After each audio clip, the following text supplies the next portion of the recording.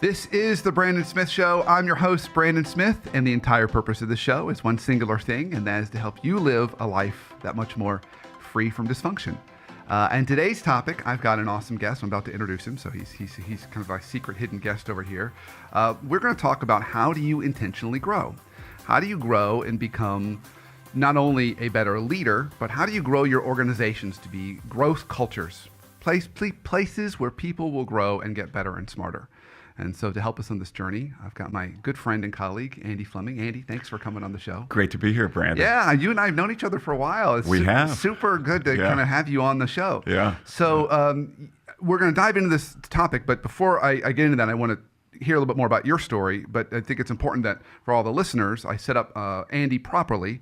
So he's the CEO of Way to Grow Inc. And so it's a company and firm that really specializes in this. And I know your whole journey in life has been about really helping people grow. That's right. Yeah. So tell us a little bit about kind of what you all do today.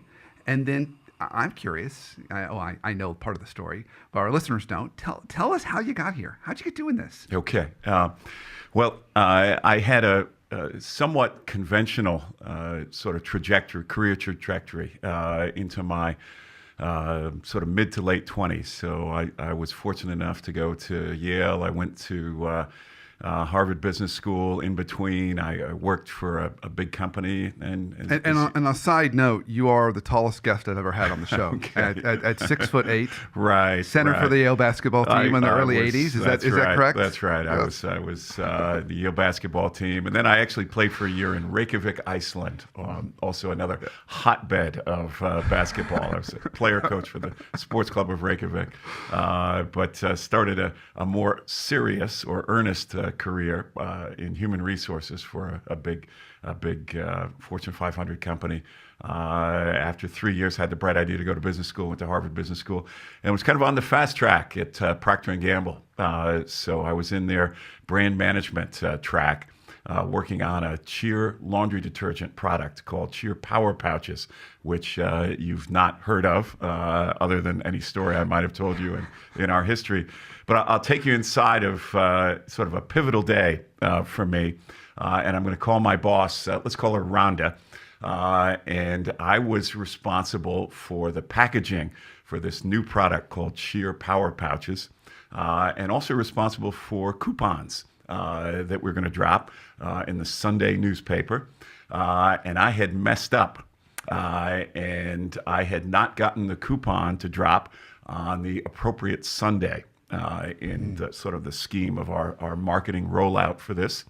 And I'm sitting in my boss's office, and I make her aware of this fact. And the response was a slammed fist on the table, a couple of cuss words, and that was about it. And I felt not 6 feet 8 inches, but about 6 inches tall, and went out of that meeting feeling like, well, it's not okay to make mistakes. It's not okay to make mistakes. It was a bad mistake. I messed up. But there was no discussion of what I could learn from it, how I could avoid making those kind of mistakes in the future. And as fate would have it, inevitably, there were other mistakes. There were other challenges in our business. And I felt like it wasn't okay for me to have a conversation with my boss to sort of work it through. And there were other factors involved. But I eventually left Procter & Gamble. And if I were to now look, that was about 30 years ago, and if I were to look at sort of the arc of my career and my life, it would be that today I'm trying to help organizations be growth cultures for people, where mistakes are looked at as opportunities to learn and grow, and where there's a whole other kind of dimensions in place for it. But where young people, like I was 30 years ago, where young people can actually become better versions of themselves, can contribute to something larger than themselves, a greater purpose. But they can also be part of a culture where they're helping other people grow, and other people are helping them grow as well. And as much as Procter & Gamble was and still is a great company, at least as I experienced it at the time, that wasn't my experience of it. So whatever it was that I had to contribute to Procter & Gamble, and I'd like to think I had something more to contribute to Procter & Gamble, they didn't get it from me. And in today's organizational world, organizations need everything they can get from their folks. Amen. And they need their folks to become better and better versions of themselves, to be able to think more strategically, to be able to collaborate better, to be able to listen better, and to work across organizational lines, even at the sort of grassroots level or the front line level. And if organizations aren't building a culture where that's happening, they're going to be in trouble. Yeah, you had me at everything they can get. Yeah, everything they can get. I absolutely agree. Amen. Yeah. And along the way, you've written a book. I mean, I know you're after your P&G stint. Right. Yeah, you wrote your first book. And there's a few stops along the way. So I wrote a couple of books about life and career choices. And most recently, well, you and I knew each other around the time that we're working with organizations to help them become great places to work. Yep. And I had the privilege to help one company become number one on that Fortune magazine, 100 best companies to work for. And that led to lots of good things. But about 7 or 8 years ago, I had a kind of epiphany that in the 21st century, it's not enough to be a great place to work. Well, which is all good. Nothing bad about being a great place to work. Credibility, respect, fairness, good benefits, all that stuff is great. But in the 21st century, you've got to be a great place to grow, not just a great place to work. And that led to a connection. Isaac's nodding his head back there. I can hear him. He's going, Okay, good. That and through various circumstances and I've left out a lot of stuff. I spent a couple of years in seminary and happened to meet one of my great mentors, a guy by the name of James Fowler, who was a professor at Emory University where I was at seminary. He connected me to somebody named Robert Keegan, who in the field of adult development, he's a professor up at Harvard. He's like the rock star of adult development. And he and a faculty colleague there, Lisa Leahy, written several books. And they had, in their most recent books, as of 7 or 8 years ago, had advanced the notion that of something that they called a deliberately developmental organization. And I read that and I thought, well, they're talking about, my language, it's the great place to grow. And so I reached out to Bob and Lisa, Claire and I, my wife, who's in the business also, as you know, reached out to Bob and Lisa, and we began a series of conversations. And we were sort of captured by this idea that organizations could become more deliberately developmental or great places to grow. We decided to throw in together. We created this entity called Way to Grow, Inc., with the purpose of doing both research into organizations that might already be down the path, as well as consulting to organizations that wanted to go down the path. And we're real proud of, you've seen our book, In Every One Culture. It got named in 2016 when it came out. It got named by an entity called 800 CEO Read, got named Best Management and Workplace Culture Book of 2016. Awesome. And we're proud it's gotten some traction in the world. And we were just talking earlier, it's now on the bestseller lists of human resources books in Japan and in some other places. And so I see a lot of travel in your future, my friend. It's it's the future is now, actually. First class seats for 6'8". Well, coach isn't going to cut it. I'm sorry. We hope so. We hope so. That's companies have been gracious enough so far. So we'll hope that continues. Yeah. Awesome. Well, it's an absolute pleasure and joy to see your smiling face and have you on the show to talk about it. So let's dive into a little bit to this.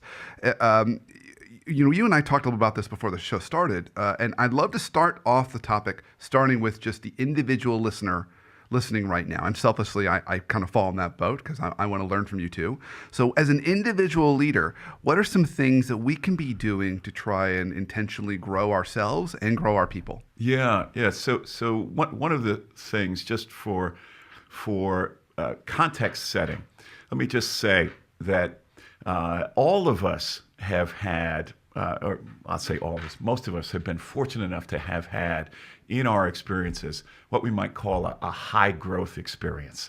So if you were to think back over the arc of your career, you could probably identify like a 2-month period or a 6-month period where for whatever reason, that was a period of really high growth.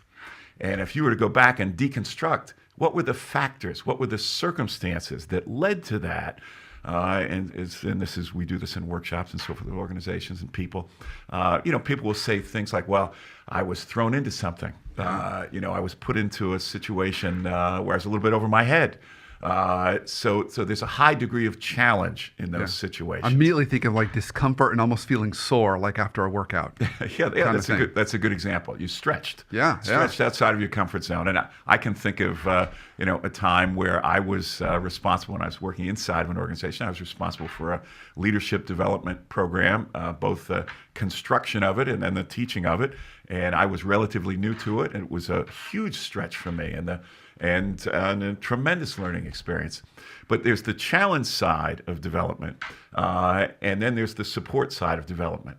So having 1 or 2 people at a minimum who believe in you, who maybe even think you're more capable than you may think you are, but having them kind of in your corner as you're in the midst of this particular situation. That development typically, high growth experiences typically occur with some blend of challenge and support. And if you think about, your own experiences, other people's experiences, those experiences are, incredibly important to us in our career and our life. Where would we have gone without those experiences? But what we like to think of, we think of them as happy accidents. Okay? They just happened because of circumstances that just sort of conspired. It just sort of worked out that way. And what the organizations that we've studied in our book, they don't believe in just happy accidents. They believe in deliberately creating the kind of culture so that people are having a high growth experience all the time. And so in our framework, our model, there's 3 dimensions. There's what we call edge, is the challenge side of development. There's what we call home, that's the support side of development. And then there's what we call groove, and that's regular habits and practices, routines that put the deliberate into deliberately developmental. So if you really want to create, growth for yourself, but also stimulate growth in your organization for lots of people, you've got to have regular habits and practices. Just like when you're trying to master an instrument or you're playing a sports team, there's regular practice and habits you can't skip. So having said that, back to your question of, for an individual, what's a good way? Go ahead. So I just want to make sure I got it. So we got edge, we got home, and we got groove. That's right. So and think of a Venn diagram, sort of that picture. Of course. And it's in the middle of those 3 circles. All right, so I'm pausing you there because I'm looking at our clock. Gotcha. And we are moving into break. And so when everyone comes right back, I want you to dig into this a little bit further because you were right there. And I'm going to make everyone wait because that's the way I roll. Okay. So stay tuned. When we come right back, we're going to talk about how do we really take these concepts of edge, home, and groove, really apply it for ourselves, help us grow so 2018 can be the year we all want it to be. We'll be right back.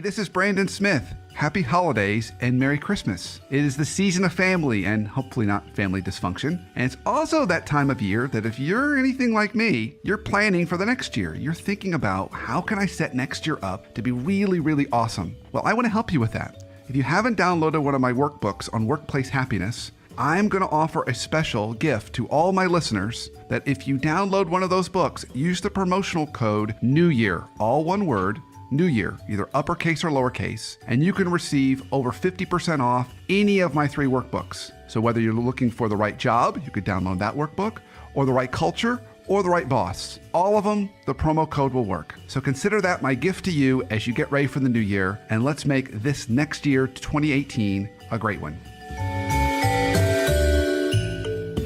Welcome back to the Brandon Smith Show. Our topic today is really about growth. It's about how do we both intentionally grow as people, but how do we grow our organizations? And if you've been listening, which I'm sure you have been, I've got an amazing guest, Andy Fleming, to kind of guide us on this journey. So Andy, when we last left our heroes, we were talking about kind of how do we do this as a person? You talked about, and even organization, you talked about within organizations, those three pieces of having, if I remember them correctly, was it edge, Right. home, and groove? Right. The challenge, the support, and the regular practices sort of grooved in. And you were almost ready right before break to like jump in, and I had to stop you. So tell us about what can we do as individuals first, and then we'll pivot into now we lead an organization. What can we do? Yeah. So if you're an individual that to create some edge for yourself, it would be to pick an improvement goal. Pick something that for you would be a challenge or a stretch, something that would take you out of your comfort zone, and something that really matters to you. Like if you could get better at it, it would move the needle for you, your career, your life, and what you can contribute if you're part of an organization. So, for example, for me, my improvement goal right now is about doing things faster. So I tend to overanalyze, to ponder too long, and not hit things with the kind of speed that I might. So that's an improvement goal that I'm working on. So that's one of my edges, of which there are many. Home would be around support. So if you're an individual who wants to get better, you've got to have at least one or two people who are developmental buddies for you. Ideally, they'd be working on their own growth goal or developmental ed. So you're supporting each other. And then have a regular routine. That's the groove part, where you would be checking in with each other. You'd be making commitments to do a certain number of experiments related to your improvement goal, to try new things related to your improvement goal. And think of yourself as a bit of a researcher, that as you try things, it's not necessarily whether the experiment was a quote-unquote success or not, but what could you learn from what you did? What did you learn about yourself, about other people, about the way the world works? And what did you learn about your own assumptions that you were making, your own thinking? So I'm just going to make a shameless plug for our book, In Every One Culture, that if you want to go deeper into this, chapter 6 in the book offers a process. We call it the immunity to change process that my colleagues, Bob Keegan, Lisa Leahy, developed, and that we've put further Also into a chapter, also a book. Yeah, also a book called Immunity to Change. If you want the Cliff Notes version. Chapter 6. Chapter 6 of An Every One Culture, right. That's great. Right. So something got me really curious that you were talking about this, around improvement goals. Yeah. So I think it's, immediately I thought, well, you could set a goal that's unrealistic, and I think there's an important distinction between an improvement goal versus an unrealistic goal. Yeah. So to say I want to dunk a basketball. Right. That's not going to happen unless I lower the rim. Right. Crank it down. But if I say I want to jump higher, now that's something I could work on. Yeah, right? I could strengthen my legs. I could do things to get better. That's right. So better listener, better delegator. Those are the kinds of things. Better organized, procrastinate less. Those are the kinds of things. Like me, get stuff out faster. Those are good improvement goals to work on. And things you want to choose something that is as we said, outside your comfort zone. Okay, so the thing that makes you the most uncomfortable, you should say. Yeah, that's right. That's probably the one. That's right. That's right. That's where transformation comes from, stretching beyond previously set in your own mind boundaries. Yeah. Okay. Awesome. Okay, I love that. All right, so now let's change our hats. We take off our individual hat, individual leader hat, and now we put on that big fancy leading other people hat. Whether we're leading a group, a division, department, or a whole organization. Okay.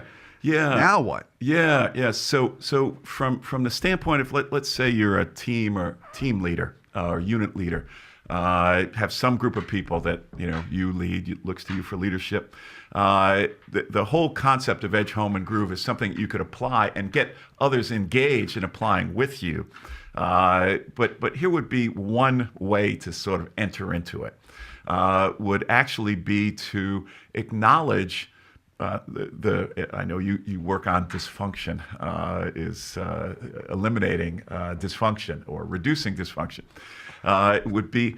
I'm trying to eliminate it all, Andy. Yeah, well, I noticed you pulled back from that. Let's make that more of an improvement goal. That's right. Significantly reduce. You're not going to dunk dysfunction. Let's just jump higher on dysfunction. What the heck would we have to do as consultants and coaches if we eliminated it? And how else would we grow, actually? So you've got to be dysfunction friendly in a sense. And so the number one thing would be, first, acknowledge it. Acknowledge where things aren't working as well as they might work. Number two would be then also acknowledge what you may have contributed to the problems.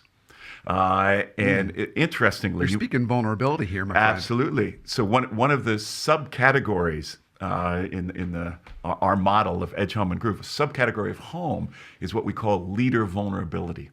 So leaders can't just be exhorting others to grow. They've got to be player coaches in this game as well. So they have to acknowledge what it is that they've contributed to problems. That would be number two. So one is acknowledge the dysfunction, acknowledge the problems. Second, acknowledge what I've contributed to the problems. And there's actually some great examples of military leaders that we've spoken to about this.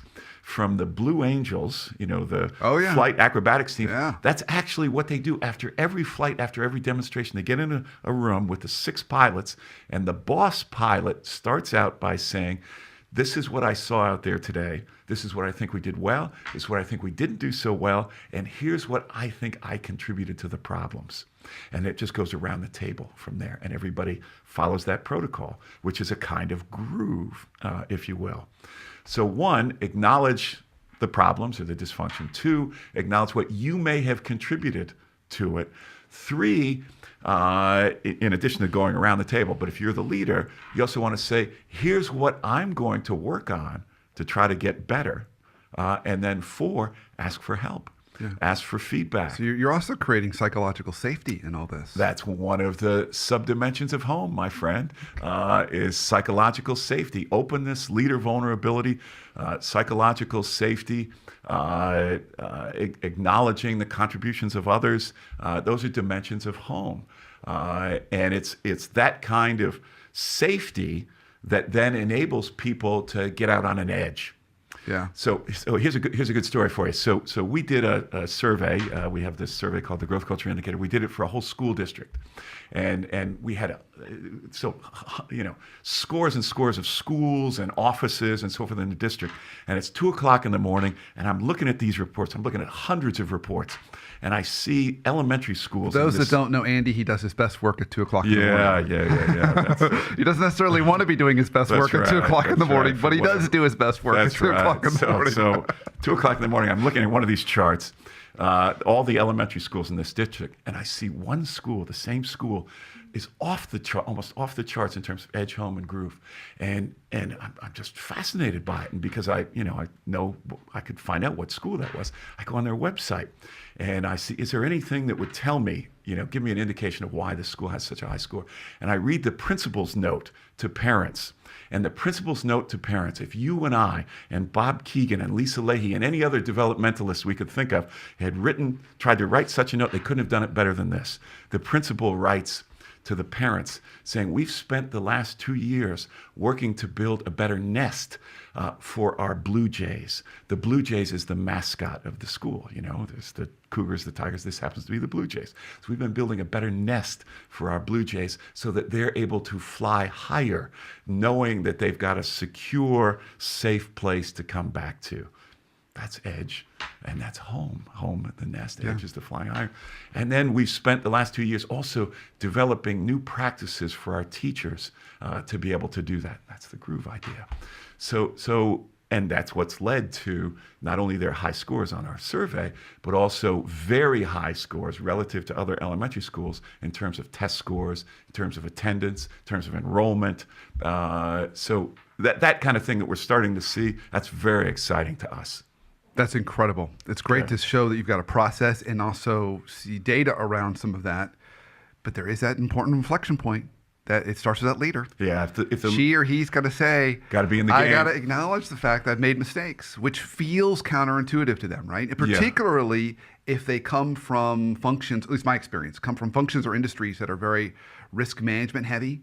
So, getting someone who's trained as a lawyer to be like, I screwed up, that violates everything they've been taught. Never make yourself vulnerable. Right. So, but what you're saying is there's actually power in that. Yeah. You're going to encourage everyone else to not only trust you more, but to step up and grow with you if you're willing to make that first move. That's right. Hard. That's right. So a quick example of that, you mentioned lawyers. How about CPAs? How about accountants? How about the managing partner of an accounting firm? Happens to be our biggest client here in Atlanta is a firm called Fraser and Dieter, a regional accounting firm. Okay. It's doubled in size in the last 3 years. We've been working for the last 3.5 years. They've doubled in size in the last 3 years. But one of the things that the managing partner, Seth McDaniels, does is he posts on his door his improvement goal and what we call his immunity to change map. So his map of how it is that he screws up, how it is that he limits himself, that's posted on his office door. And that sends a kind of tone and a message within the firm. They do lots of other groovy things, but that sends a message within his firm that I'm in the game as well, and I expect everyone else to be in the game. Yeah, I love that. So I think it starts with the leader of them. It's both simple and difficult all in the same time. Right. Yeah. That's right. That's powerful. All right. Anything else when you think about either as us as individuals or leaders? Any other kind of closing thought you have before we start to pivot to my last question I ask every guest about life hacks for dysfunction? Okay. So just this other another way to come into this is to do something what we call a developmental sprint. And that's for a bounded period of time, having a group of people supporting each other, working on their own development. And this is best if you're the leader to set this up? Yeah, that's right. But you could also, even if you're just, you're an individual contributor, or you're within an organization, and the culture may not be such that, you can pull it off, in a sort of above the radar or on the radar kind of way.